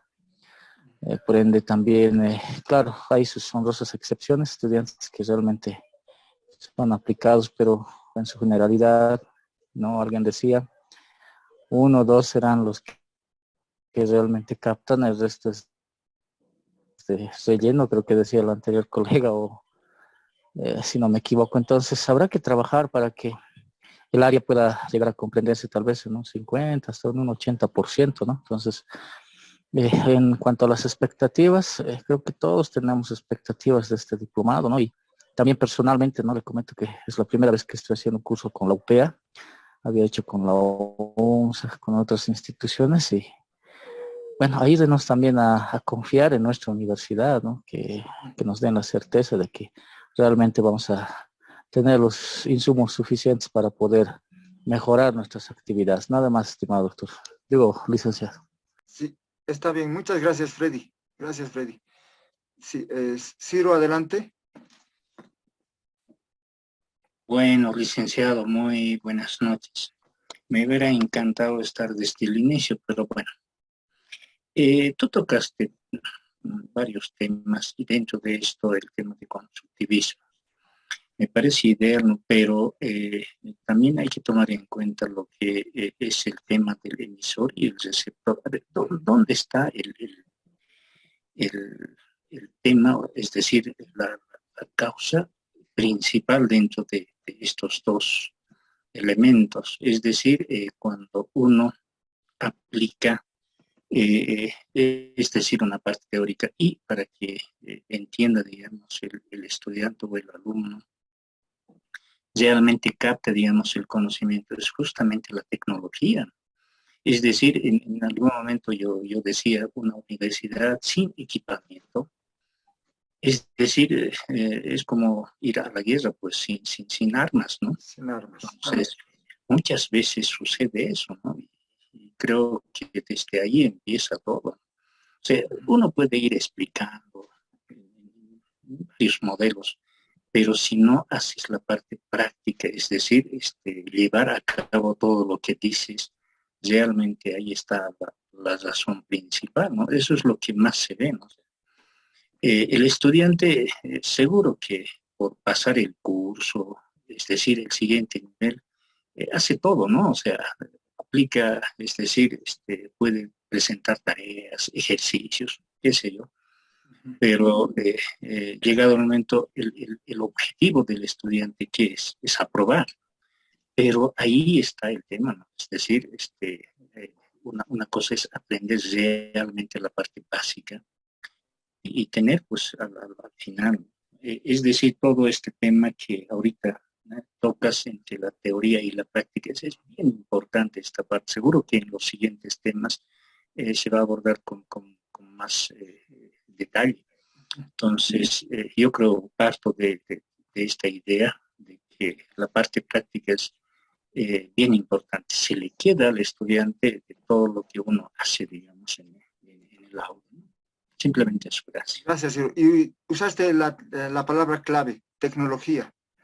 Les cuento, ¿no? Les mostraba en la inducción esta pantalla en la que tenemos plataformas virtuales, gamificaciones, redes sociales, cálculos simbólicos, ¿no? Software para cálculos simbólicos, pizarras digitales, simuladores. Tenemos TIC, TAC, TEP, etc. Nuevos paradigmas, les hablaba del constructivismo, cognitivismo, ¿no?, etcétera, por competencias, ¿no?, por problemas, etcétera. Pero hay paradigmas tecnológicos, ¿no?, para la enseñanza. Por ejemplo, U-Learning, B-Learning, E-Learning, M-Learning. Bueno, esas son paradigmas que se basan en la tecnología para que los estudiantes, pues, aprendan, ¿no? O sea, son medios didácticos.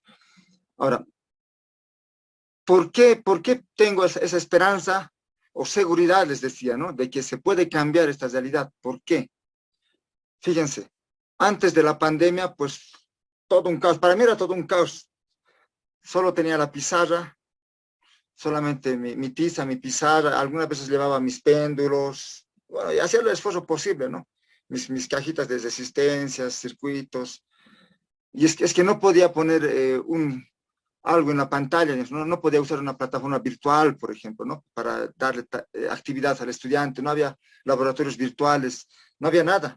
Y estaba más desmoralizado que antes, que nunca. Y veía con envidia lo que pasaba en Japón, en el famoso Finlandia, aquí mismo en Perú. Cómo Perú en 10 años ha desarrollado su educación, pero abismalmente. Ahora está en los primeros lugares de Sudamérica. Y estaba por debajo de Bolivia hace 10 años, y no estoy mintiendo, vean las estadísticas, cómo en 10 años ha desarrollado.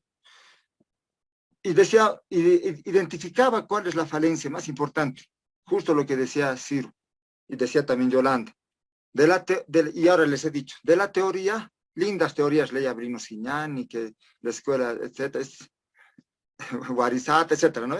Lindas teorías, hermosas, y es un poema, para mí la ley es un poema, muy hermoso. Pero a la práctica, llevarlo a la práctica, ese era el mayor problema. Yo con mi tiza, mi péndulo, mi máquina simple, digamos, mi palanca, con esas eran mis únicas armas, y seguro a ustedes también les ha pasado lo mismo, ¿no? Y no había otra forma. Si bien conocía algunos laboratorios virtuales, usaba el PET, desde ese entonces ya había PET, usaba el PET, pero solamente yo lo usaba, y para mí, pero mis alumnos no lo usaban. Había ese abismo, era un abismo enorme entre la tecnología y la educación, un abismo, pero un barranco, un mar. no, que era insuperable. Pero ahora esta pandemia nos ha forzado a actualizarnos, a usar esas herramientas. Y bien Ciro lo dijo, la clave para pasar de la teoría a la práctica es la tecnología. Es la tecnología. Ya hemos avanzado, a la fuerza nos hicieron manejar plataformas virtuales, TICs, todo lo demás, ¿no? Redes sociales, como para la educación, porque solo lo usábamos para temas de comunicación simplemente, ¿no? Entre familiares, etc. Pero ahora ya usamos para la educación. Y esa tecnología nos va a permitir romper ese eslabón que les decía. Vamos a pasar de la teoría a la práctica. Las teorías ya están hechas, ya están dadas, se saben que ya funcionan. El problema era llevar a la práctica. ¿Y cómo lo vamos a hacer? Con la tecnología. Paciencia, estimados participantes. Los primeros módulos son teóricos. Teoría, teoría, teoría. Es que tenemos que saber la teoría primero para llevar a la práctica. Y lo vamos a lograr, ¿no? Con paciencia. Y eso es lo que es la ambición que yo tengo, ¿no? Es la aspiración que yo tengo. Y seguro que ustedes también lo tienen. Vamos a aprender ese tema, estimados participantes. Guillermo, adelante, Guillermo, le escuchamos. Licenciado, buenas noches y colegas, buenas noches. El problema que tiene Bolivia es pues no está bien elaborado su malla curricular, hay que, Sí. no sé cómo se podría decir en este caso. Unas de ingeniería hay que hacer en ese aspecto. Porque lamentablemente, pues algunas materias tienen una carga horaria demasiado ampulosa. Bueno, no sé cuál es el fin. Y pues otras materias que realmente necesitamos más tiempo, pues una sola vez nosotros pasamos física y química. Ahí nos podemos dar de cuenta, ¿no? Universidad, pues laboratorio se maneja todo mediodía. ¿Y qué vamos a hacer en este caso? A ver, fíjense, a ver, un periodo, tenemos que estar haciendo milagros. No sé, pues dosificando. El problema parte, creo, desde ese punto de vista. Ya, sí. Pero, pues, y pues al vecino Chile podemos verlo, pues tienen cargas horarias, pues ellos son más cientistas, ¿no? Dominan la parte práctica y la parte teórica, lo dedican tiempo. Y también hay una constante evaluación a los profesores, ¿no?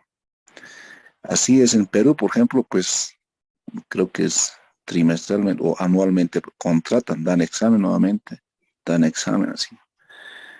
Entonces, no quiero decir con eso que los profesores no estén preparados en Bolivia, sino es el problema que hay acá en Bolivia, es el problema de la mala distribución de carga horaria, ¿no? Entonces, hay parte, ¿no? Algunas cosas yo veo colegas que simplemente le están haciendo ver videos, 4 veces pasan a la semana, 4 veces. Y da flojera, los muchachos ya están aburridos. No sé por qué tantas veces tienen que pasar una materia, tal vez una sola vez deberían pasar esa materia, por no decir, no sé, por no ofender a los colegas, pero no voy a mencionar la materia, ¿no? Entonces, lamentablemente, ese es el problema central. Matemáticas tiene una buena carga horaria, ya se lo ha, pues nuevamente, pues creo que han pensado porque también necesitamos nosotros de matemáticas, ¿no? Y ese es mi punto de vista, licenciado, ¿no? Aquí estamos un poquito, el problema es, necesitamos un poquito más de tiempo. Algunos ejercicios, pues, son para un Largos. poquito entenderlo mejor, son largos, uno y medio se puede resolver. Si quieres un poquito profundizar, así explicarlo bien, así es, licenciado. Bueno, ojalá pues los del ministerio, no sé, pues ya se den cuenta que la parte de la ciencia está un poquito descuidada, especialmente la materia de física y química. Y realmente la carga horaria que tenemos es mínima, ¿no? Eso es cierto. Pero bueno, es decimos una amenaza, ¿no? Es una debilidad, ¿no? No, es una amenaza sería, pero no depende de nosotros. Es algo que nos impone, ¿no? La carga horaria es una amenaza. Entonces, las amenazas debemos convertirlas en oportunidades, dice, ¿no? La teoría, el análisis FODA, ¿no? Entonces, bueno, eso hay que pensar positivamente. Entonces, vamos a convertir en oportunidades, ¿no? Con que nosotros planifiquemos bien, usemos las herramientas apropiadas, demás, la capacidad la tenemos, los físicos son tal vez los más preparados. Un físico tiene que saber química, ciencias naturales, un físico tiene que saber matemática, un físico tiene que saber muchas cosas, geografía, historia. El físico tal vez es el docente más completo, o estoy equivocado, es el más completo, diría yo, prácticamente. Entonces, para desafíos grandes como estos, pues soluciones también grandes, ¿no? Y estos desafíos tan grandes, pues solamente nosotros los vamos a resolver, los físicos, ¿no? Los físicos matemáticos. Así va a ser, estimado Guillermo, no nos desanimemos. Hay muchas limitaciones, pero se va a lograr. Hay que seguir trabajando. Y bueno, pues yo también he pasado por todo eso, conozco, yo estoy varios años enseñando física y matemática y sé las limitaciones, las vivo, las sigo viviendo día a día. Pero me di cuenta, como les comentaba, que ahora es la gran oportunidad que tenemos de aprovechar la tecnología, los medios de comunicación para mejorar nuestra actividad docente. Esta oportunidad no se va a repetir y si lo dejamos pasar, si retrocedemos, no se va a volver a dar con esta magnitud, ¿no? que se dio. Fue una cosa terrible las experiencias que hemos, y seguro que tienen mucho que contarme, muchas experiencias, pero se va a dar, estimados participantes. Tengamos la convicción de que está en nuestras manos también. Eso hay que ver, ¿no? Sí, como los japoneses siempre ellos echan la culpa. Nunca un japonés dice, es que el gobierno, es que hay que copiarse de ellos. Nosotros también, yo también digo, es que el gobierno, es que la ley, se me sale algunas veces también. Es que es cierto, algunas cosas son ciertas, pero tenemos que tener esa mentalidad, ¿no? También está en nuestras manos, está en nuestras manos y vamos a ver la manera. Yo soy un profesional completo, ¿no? Como físicos somos completos, completísimos. Entonces, está en nuestras manos. Y como profesionales completos, pues sabemos que lo vamos a resolver, ¿no? Eso, estimados participantes. Tampoco quiero extender tal vez una última participación y cerraríamos y haríamos el resumen del avance, ¿no? Un resumen súper rápido para concluir esta sesión. Tal vez una última pregunta, un último comentario.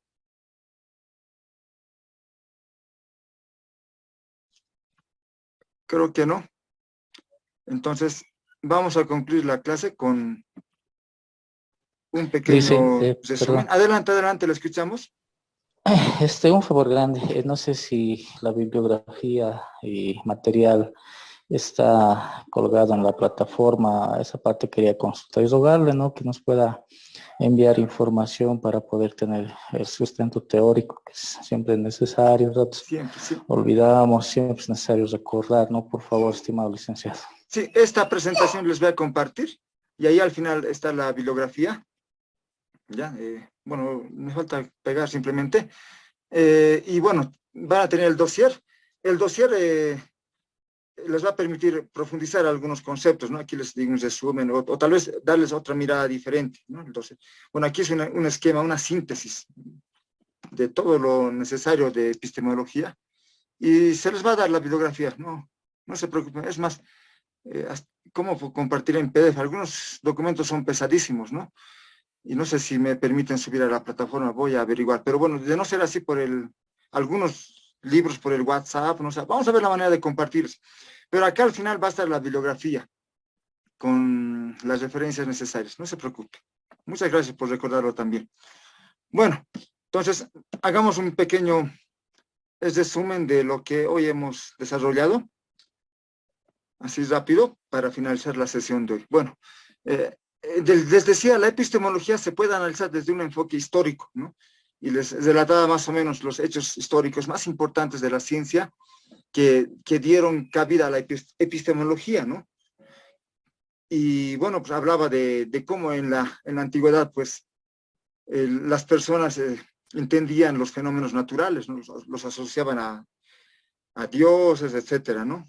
Y luego surgieron los griegos con una mirada diferente, ¿no? Ahí surgió lo que es la ciencia. ¿no? La filosofía, la matemática, la física surgió con los griegos, ¿no? Bueno, luego vino el oscurantismo, donde prácticamente se cortó de raíz lo que viene a ser el aporte de los griegos, ¿no? Y en el oscurantismo, pues, se persiguieron a los científicos, tuvieron que emigrar a los países árabes, por ejemplo, ¿no? Los científicos o los filósofos de la antigua Grecia. Y desde ahí volvió a resurgir, desde los países árabes, volvió a resurgir lo que es el conocimiento nuevamente. Y ese resurgimiento se le llama, pues, el renacimiento, ¿no? Y ahí podríamos mencionar Galileo, Kepler, Copérnico, etcétera, los grandes físicos, pues, que empezaron a descubrir las leyes del universo, ¿no? Y surgió lo que es la física. Newton consolidó este conocimiento, ¿no? Con sus Principia, y Newton fue el primero en hablar de leyes físicas, leyes de la naturaleza las llamó, ¿no? Las leyes de la naturaleza.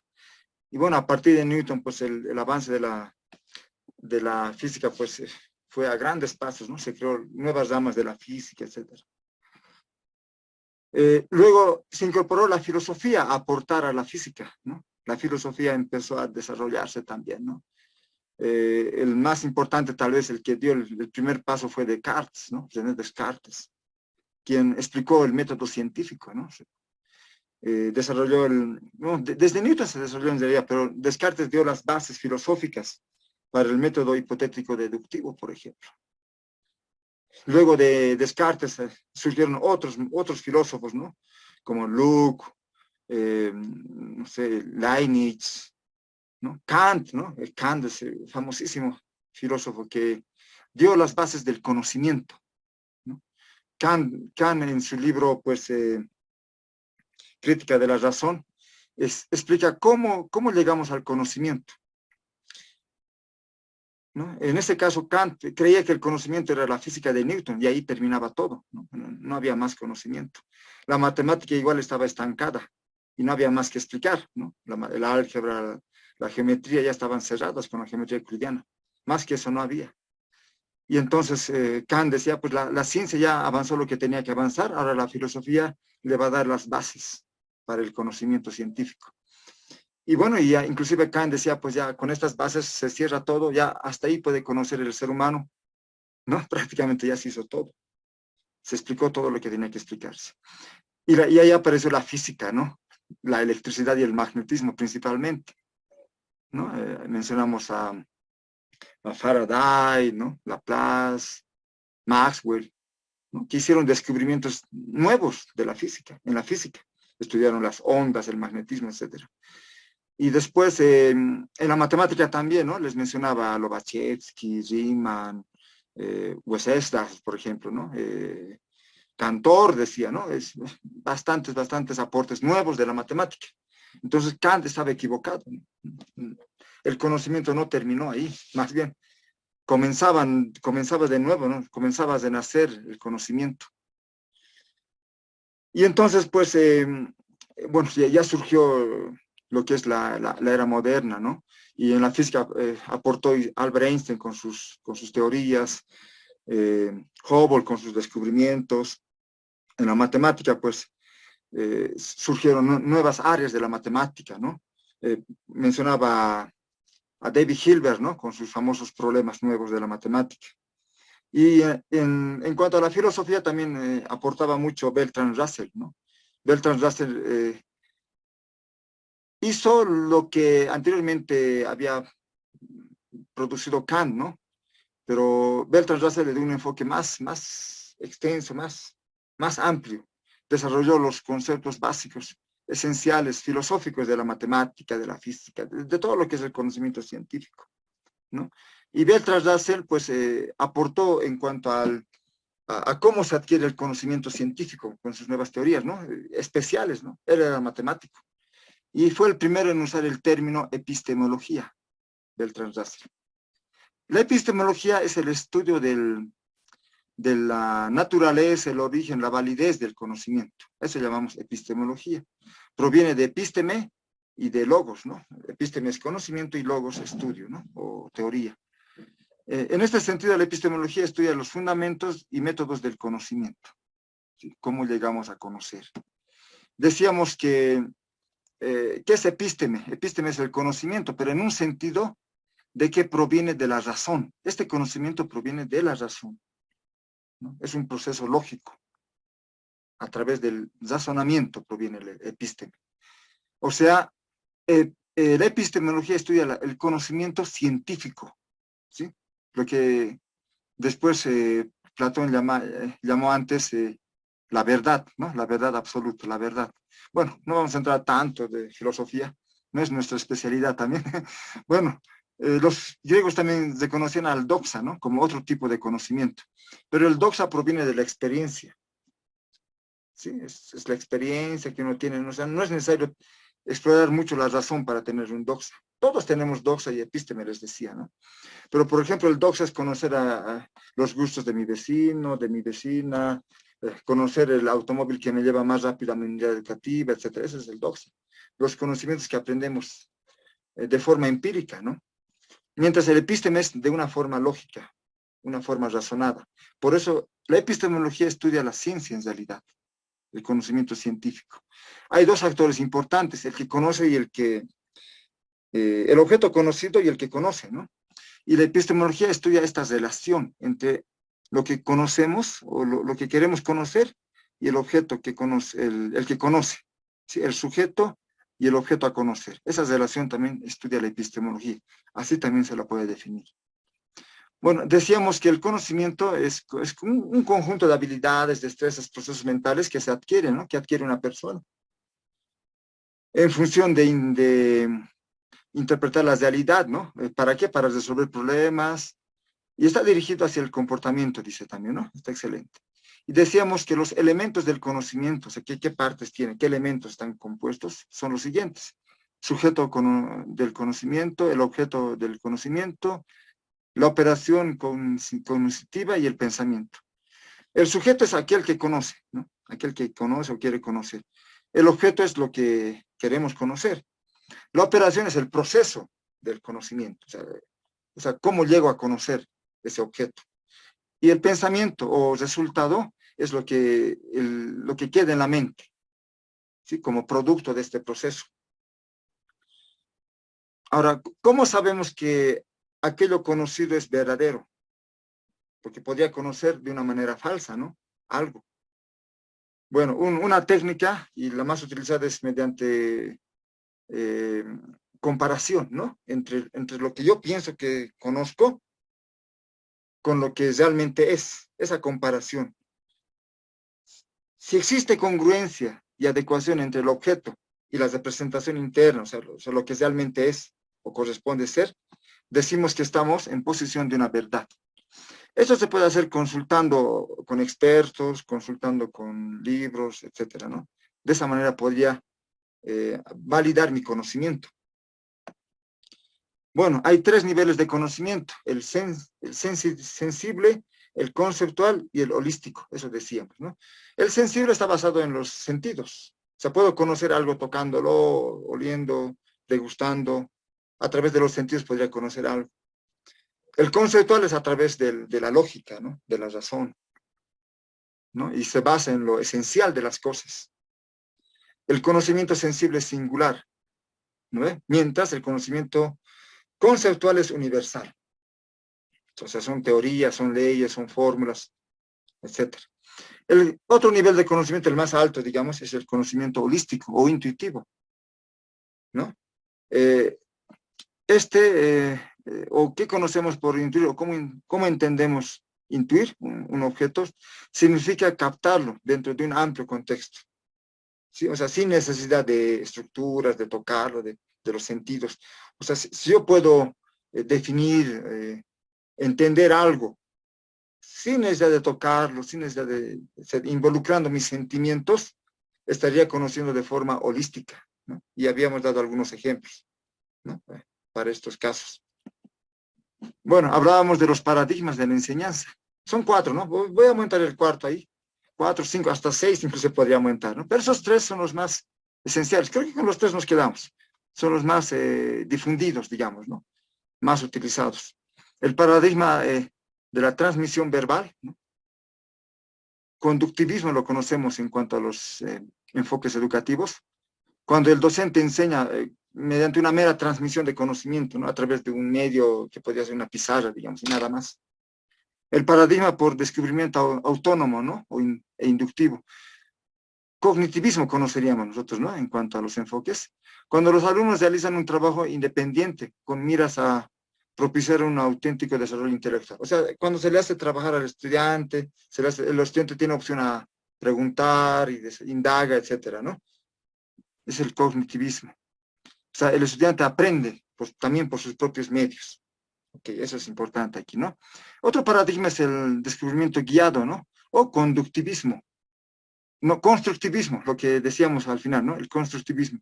Cuando el profesor, pues, organiza las actividades de aprendizaje y dirige al estudiante. El estudiante no tiene limitaciones, puede preguntar, puede desarrollar.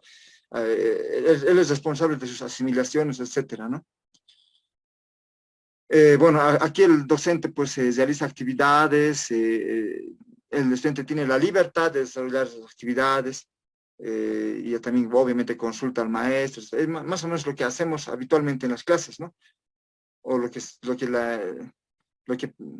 piensa que se hace, ¿no? Algunos no lo logran, pero en algunas asignaturas en especial. Bueno, ese es el paradigma por descubrimiento guiado.